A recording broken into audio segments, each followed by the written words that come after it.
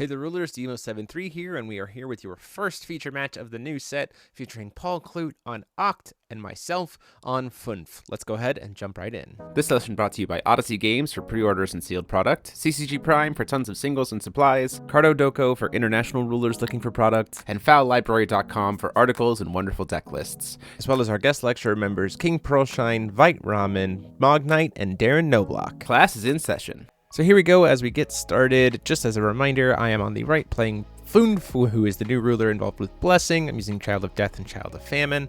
And Paul Clute is on the right or left playing Chivalry or Oct, playing Oct of War. We got War versus Blessing here.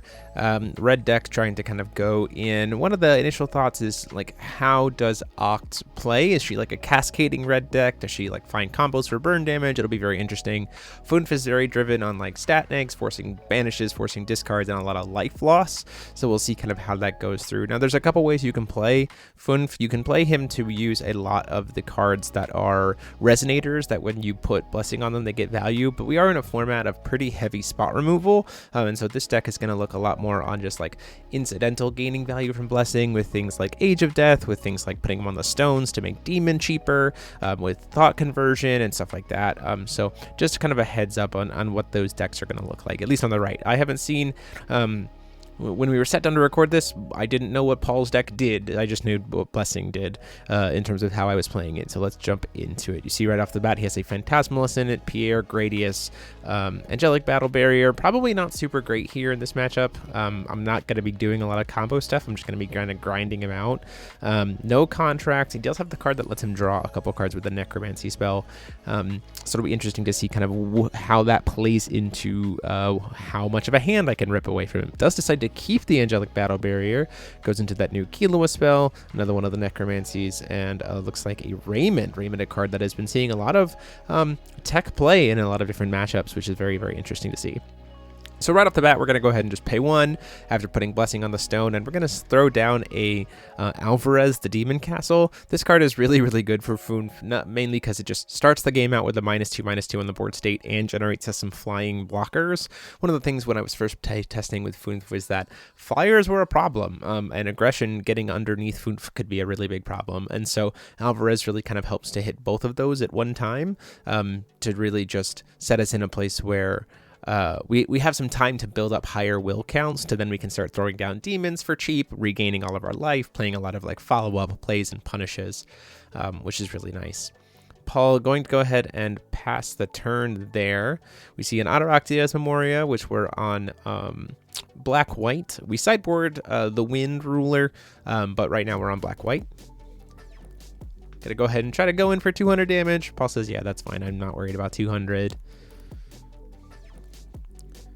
And then we did see in opener a second Alvarez, the Demon Castle, just to say like, hey, I'm going to get 2 more tokens, and now you have a -4/-4. This feels very good against the red deck, especially since a lot of the war stuff doesn't get buffed until after it's stuck on field and kind of has low defense.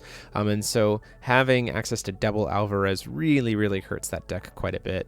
I'm going to go ahead and throw Blessing down on the other stone here. So now we're at 2, which means Demon costs 3, and then we'll ship the turn away to Paul at that point. End of the turn, Paul says, I need to be able to play the game, please.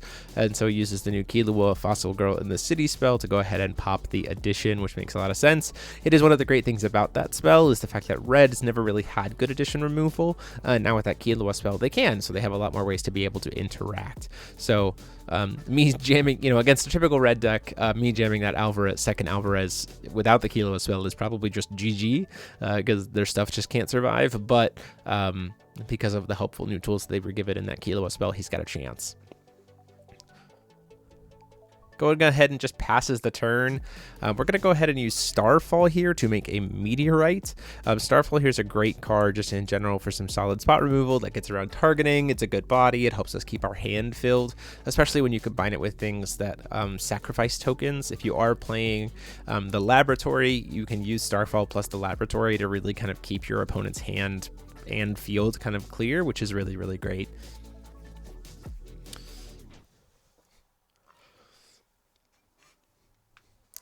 Sitting pretty with a lot of stuff, a lot of quick cast stuff in our hand. Not going to worry about discard right now, so we're just going to try to take some swings in. Swing in for 2, swing in for 4. Paul says that is fine. Goes down to 34. Tokens getting that chip damage in really effectively. You also see we have the Dark Alice in hand. Obviously, it is a higher value card in terms of like if you can get access to it, but Starfall plus Dark Alice is just a ridiculously good draw engine if you can fit it into the deck.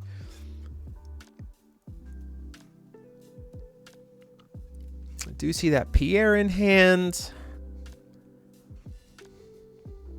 Gonna go ahead and call Stone with Chivalry or Acht. Gonna try to commit to the Pierre, and this is one of the tricks that I love about kind of the way Funf is built. Is we get to make use of some really fun tech cards to really keep the board clear how we want it to. So in response to the cast of the Pierre, we're gonna go ahead and do Keep the Faith, targeting that Alvarez because it can target additions. It's a 1-drop, so we can cheat that back into play and have a -4/-4 on the board before that Pierre even resolves, which means that it just immediately dies, and we generate an additional 2 counters. So sitting on 6 2/2s is not bad, but we also just mitigate that Pierre coming in and really kind of help lock out things from Paul. See, his hand here is like there is a world where he could have used the Rayman God Art in hand. There to give his whole field +2/+2 an eternal, so then like the Pierre can come in, it can pop one of the, it can still pop one of the he can kill one of the tokens. He can also pop one of the Alvarez's off the board. The problem is like then he just loses the Raymond and it just feels really bad. At the end of his turn, we're gonna go ahead and make another meteorite here, which sets us very up to with the Dark Alice to be able to just draw 4 cards if we get to it.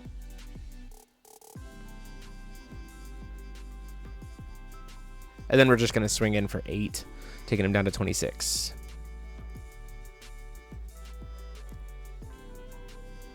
At point in time, we're going to Blessing on a Stone and pass the turn.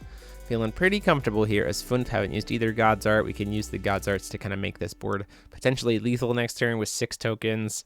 Going to go ahead and see a Necromancy of Cursed Spirits to try to draw a few cards. Would be great if he could have had to play that with the alternative cost, but did not have been able to keep his board relatively clear. Finally does see that second Kilo spell here to get rid of another Alvarez, which is great for him. Might be a little bit too late though, because these tokens are going to be swinging in for 2400 damage next turn. Plus any quick cast stuff that I might have, specifically because of the Child of Famine, to be able to pump them up with +2/+2 tokens, or 2 +1/+1 counters. End of his turn, we're going to go ahead and make 3 more meteorites, which just seems excessive. We're not playing Feastings in this deck, so there's no reason, because we're playing Lucifers, so we can't play Feastings. So having more meteorites doesn't help us here. Ultimately, though, just choosing to draw for turn. Choosing not to drop that Dark Alice during his end step to try to draw into something like a Lucifer would have been a good play line. Finally seeing our Stone of Death. Gonna go ahead and use Funf to bless the stone just to set all 5 as being fully blessed. So I can go ahead and remove all of my counters there. Swing in for 2, swing in for 4, swing in for 6, swing in for 8. Take him down to 18.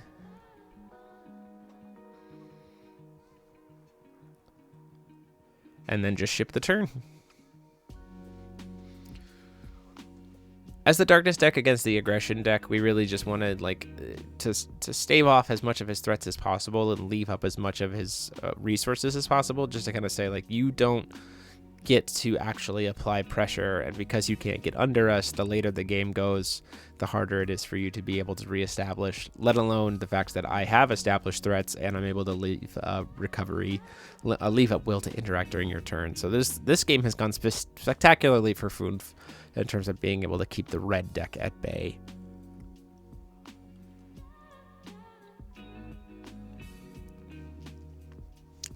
Goes ahead and, because he would have to discard it anyway, we're going to see a Gradius come down just to get rid of one of the tokens. Just to say, well, let's maximize value here. We're going to go ahead and flash in a Dark Alice Rabbit Princess. She's going to draw and sack that token. and then draw, and we're going to sack off a meteorite token. So this actually lets us, essentially, we paid 1 will and drew 3 cards because the meteorite token, whenever it goes from field to graveyard, generates us a card. So very, very helpful tool with Dark Alice to be able to make those plays. Still at the end of his turn here, after that resolves, we're going to go ahead and flash in a Lucifer. This is going to take him down to 13, take us up to 45.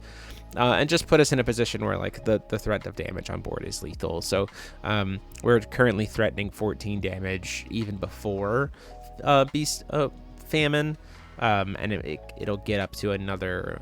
Famine itself is an additional 1200 damage at that point. So more than enough to find the lethal here. It's just a question of, does Paul have any kind of like wide-ranging spot removal here? And looking at it, it's like Angelic Battle Barrier, Raymond, nothing much that really helps particularly well in this situation.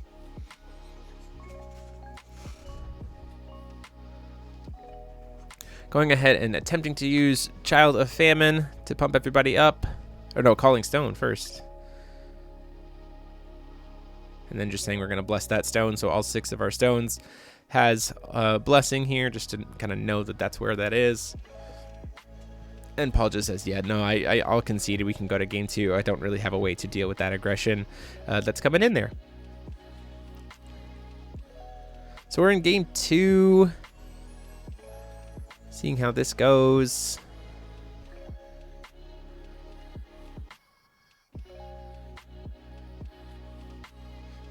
See double Killua spell in Paul's hand. Might consider dropping. Does consider dropping. Oh, okay. Keeps 1 Killua spell and ships the rest. Interesting. Does see another Rayman there. The Killua spell is definitely because he doesn't want to have happen what happened last time. We do see a summon the Horse of War, which is good. Actually, looks like 2 of them in hand. Double contract. No resonators though. He's got to get a resonator on board to be able to make sure that he can use the contract. We see once again that turn 1 Alvarez coming down. And then we'll go ahead and put Blessing on the Stone and pass.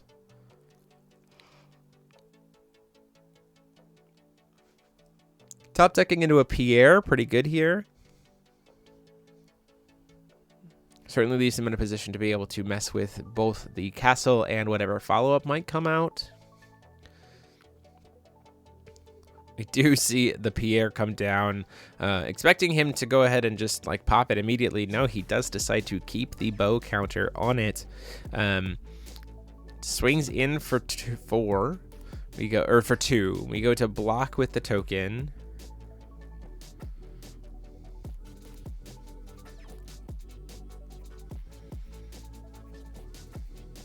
Think about blocking with the token. Do decide to just take the 200 damage, go down to 38. Really interesting decision here to not just block. I think the thought is he can burn both counters here, there to remove the addition, which means it could be a 4/4. And I could fight him over that by trying to make my guy also a 4/4, forcing him to burn his God's Art to become a 6/6. There's also a world where he just chooses to abandon trying to get rid of the addition. We're going to go ahead and swing a token into his Pierre to kind of force him to, once again, he just uses Pierre's ability to shoot the token here, letting the Alvarez stick on board, which is very, very interesting to me.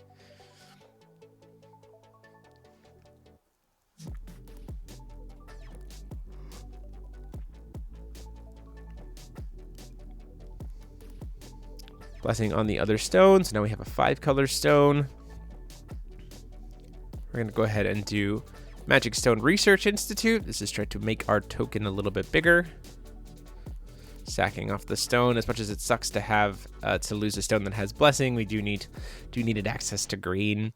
And so then we're going to try to go in with the token. And at that point in time, he's going to use the Killua spell to pop the Institute. So having a lot of really good outs here. To the addition manipulation that's coming from my side. And in response, we'll just remove his graveyard for the sake of it. Nothing else coming down. And then the Pierre is going to sit there as a nice little 2/2. It does leave us with 1 will left open, which is still plenty of room to be able to interact. But Paul played that really, really well in keeping the Pierre on field.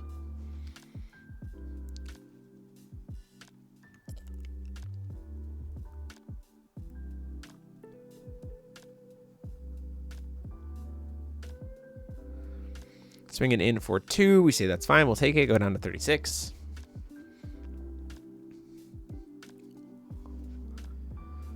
Draw for turn. Gonna go ahead and use Sealed One-Eyed Dragon. Go down to 30 to draw a card. Still before recovery, go down to 28 to cast Blessing of Darkfeather to try to put Blessing on his Pierre, my Addition, and my Stone. So to try to make up for the fact that I was not able to get... I had to give up the Blessing kind of from last turn. We're going to use Blessing of Darkfeather to kind of catch back up, as well as put ourselves in a position where we can just do Blessing this turn still off of Funf on the other stone. And now we're at 4, which means now we can start slamming the demon.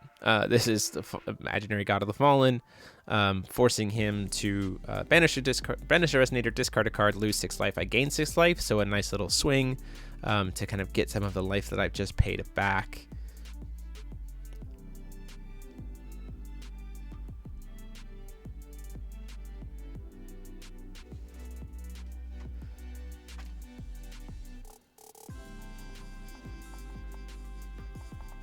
Meanwhile, sitting on a nice 12-12 body. Before recovery, Paul deciding to do Angelic Battle Barrier. This is certainly means that he's going to try to go in this turn. We feel pretty comfortable here. I mean, being at the life that we're at, feels like we can try to push through here.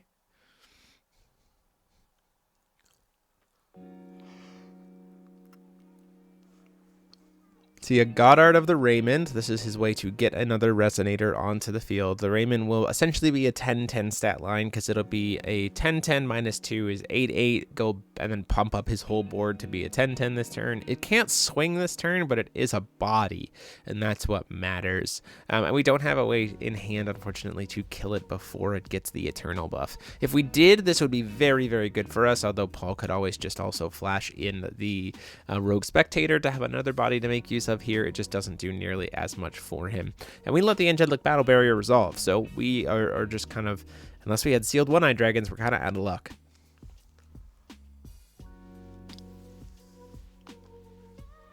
That being said, because of the recent uncombo bans, we do have access to Sealed One-Eyed Dragon to be able to block something that's on the ground if he swings by paying 200 life, which puts us in a nice position here. We have a flyer that can block. We have a ground guy that can block. It's just a matter of trying to figure things out. And we are in the main phase here for Paul, so like whatever he commits to is the will that he's going to have to be able to commit to it. There's a lot of creative thinking that comes out of here. He's having to play not in a way that he would initially want to, because it very much feels like Acht is wanting to, at first glance, play a bunch of dudes, and then kind of just really cascade from there and get a lot of value off of it, especially token generation. And Paul's kind of really having to pivot in terms of his approach and strategy, because I'm not letting him keep Resonators on board, or if they are Resonators, they have to be sticky Resonators. And if there's only 1 or 2 of them, he doesn't get as much value off of something like the flip from Chivalry or the contracting from Chivalry to be able to recover them and push them in. Does he has double contract in hand? That's the biggest piece here. It looks like the other card is a Pierre.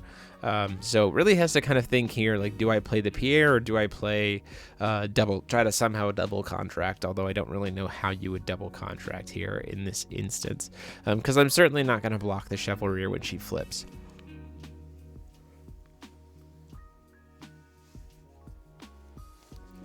Even with her war, even with the pony being able to give war, she would still only be a maximum of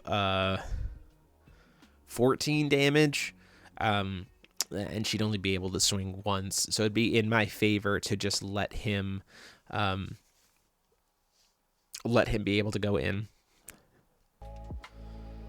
Especially if he doesn't try to, he is going to have to use the mastery spell or the contract to remove the flyer, because if he lets me keep the flyer, then Chivalry is not going to be able to do anything when she flips, and I'll be in really good shape.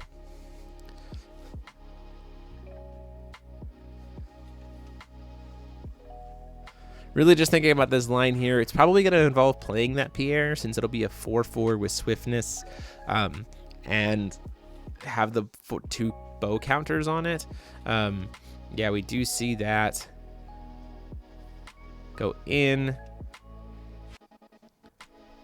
Goes to swing.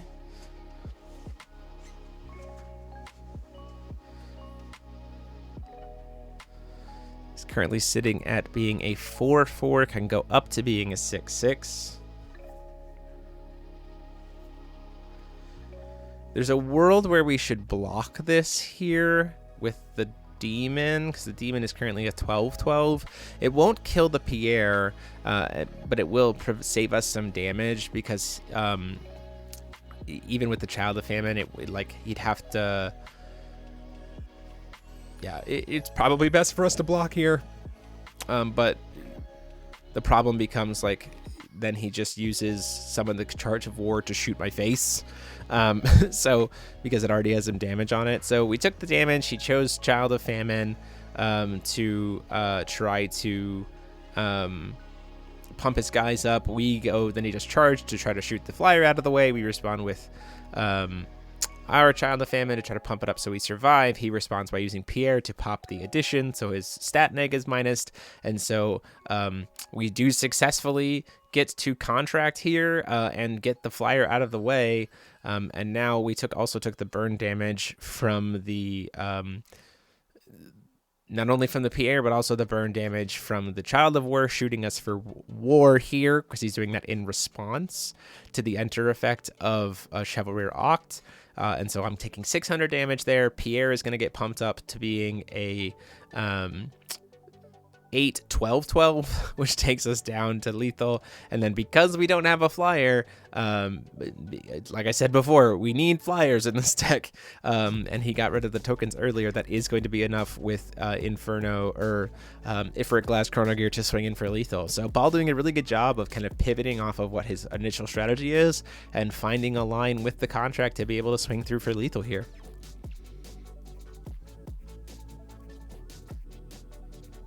Offering the shake there, and we take it to a game 3.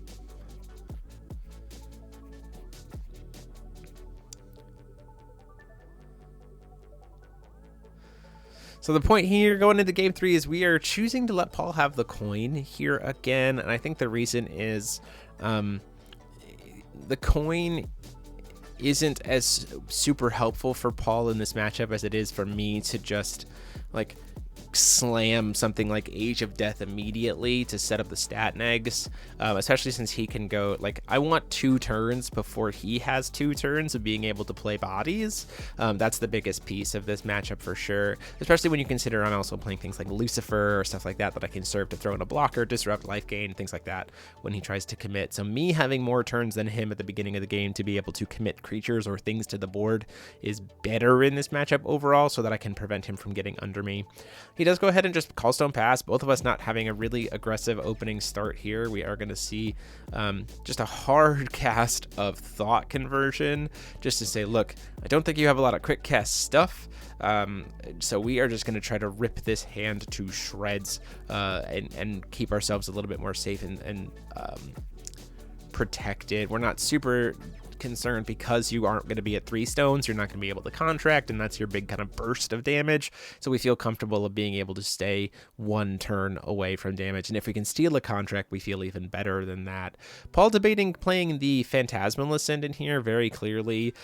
It doesn't serve him much purpose though, because if he casts it now, the stone would go away at the end of the turn anyway. So it's just kind of like, I mean, I guess I'd put a 4/4 body on board for sure. We're definitely grabbing the Phantasmal Ascendant. It is the card to grab, and we are going to grab the card to let him draw more cards. We're leaving him Raymond. We're leaving him the contract, which is a little bit risky, but we're also, like I said, we're not worried out the gate about him going for the Raymond.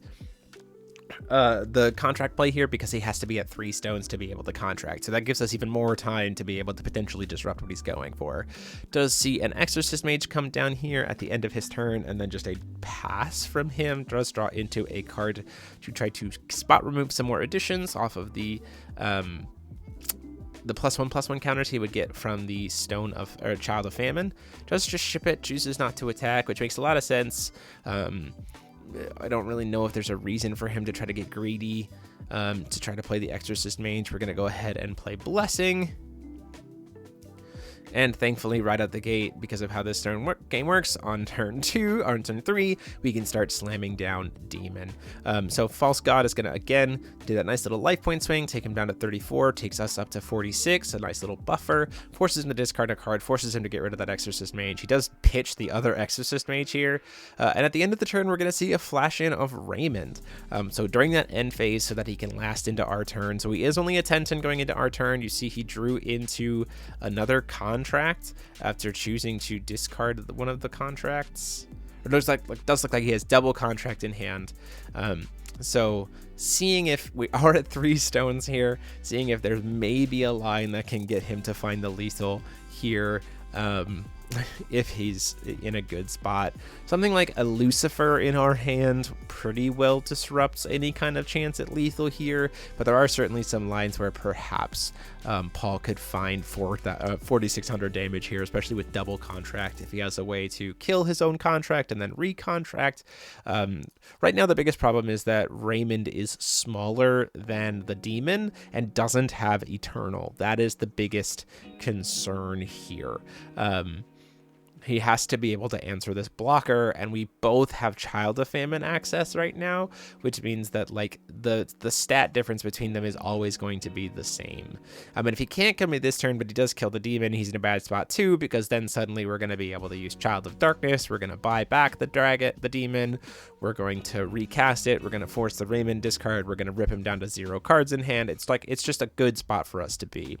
We see Child of Famine come down here. We do see summon the Charger of War trying to shoot our demon. We say, well, in response, we're going to go ahead and do Child of Famine on our end to, again, negate that stat cycle here. So he does go ahead and contract into Ifrit Glass because he's at 3 stones. So Ifrit Glass Chrono Gear coming in. Doesn't get its enter effect at this point, is just the body. Doesn't have access to war right now. We would need something to be able to generate the war. He could use Horse to be able to do that. Shoot me for 400 damage to get his stuff being pumped, which is what we're going to see here off of the Child of War. Shoot me for 4, so that now everything is pumped up. The problem here is that the demon is his Ifrit Glass is only a 4/4. That's the biggest problem here. He does swing in with Ifrit Glass. We're gonna go ahead and block with demon, so they will trade because he has Bane. Or no, he doesn't have Bane. He has Flying. Swing in for just 12 here. Takes me down to 3,000. Does contract again. Does go for the second contract here, which will get him to be able to recover the Raymond and swing in again. It'll be a total of 1,800 damage. Sorry, Raymond has War now, so it'll be 14, 10, 16 from the Raymond, and then another 8 from the Acht. So a nice little 20, takes me down to 400 damage at that point in time. Again, a single blocker of something like an Ifrit Glass would be, or a Lucifer would be great here. But ultimately, though, we're just going to take the damage here. The burn damage itself is going to shoot us for 12. So we go down to 18. In response to trying to recover Raymond, we're going to just cancel it with Killua to cancel the recovery because we can't afford to lose here. And so he is just going to get to swing in with the Chivalry or the Ifrit Glass. Swings in for 8, takes me down to 10. And then at that point in time, from what it looks like in his hand, that is going to be kind of the end of what he can do, and passes the turn. Missing the fact, unfortunately though, after the fact we realized that there was a line he could have taken to try to find lethal here, in the fact that he has the spell that you can remove 2 +1/+1 counters. I mean, or he could use his will to destroy Raymond, and then when Raymond was destroyed, it would have recovered He's talking about it here. He could have used the spell on his own Rayman, recovered the Ifrit Glass, and then swung in for lethal. So missing that little potential line about how to make Rayman recover stuff unfortunately costs him that line. And at this point in time, it's pretty much over because we can just use Child of Death to be able to recycle the demon or just play another one from hand if we have it. Blessing on this stone. Are going to go ahead and cast Age of Death. Paul's like, well, I might as well just burn these counters and shoot it anyway instead of discarding a card. It did what I needed it to do, which is fine. And now we're going to be able to go ahead and grab the demon. Back from graveyard, recast it, regain some life, be bigger than him, and put ourselves in a position to kind of just close the game out at that point. He is going to get to draw a card off of the Rayman, so this is a little bit of a misplay on my part. We could have done reanimating. We have to keep the Faith in Hand, so it's not a huge deal, but we could have reanimated with Child of Decay's Goddard here to bring back the demon, played the demon, forced him to banish and discard, and then when he draws a card from Rayman, then we play Age of Death to force that to be discarded. But this works out either way for us because we're going to go ahead and do the dragon. It gets rid of Rayman, it recovers his Ifrit Glass, it draws him a card because of Rayman's kind of gimmick. But it does put us in a nice little life protection bubble to be able to then just wait, have a bigger thing than his. He doesn't have Goddard to be able to give war easier. He is down to a few cards. Second contracts really, top decking a contract really doesn't help him here. And we do just go ahead and play a second demon here just for the sake of it to force that card to get rid of that his hand. He starts to go banish Ifrit Glass. He doesn't have to banish Ifrit Glass, and I remind him it's just banish a resonator.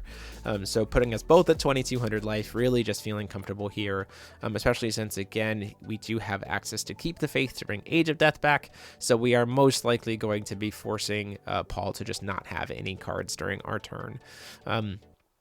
Has the Oct. At the end of his turn, he's going to go ahead and looks like cast the Rogue Spectator, just to get another body on board, which makes a lot of sense, just to see if maybe we can top deck into something. It is a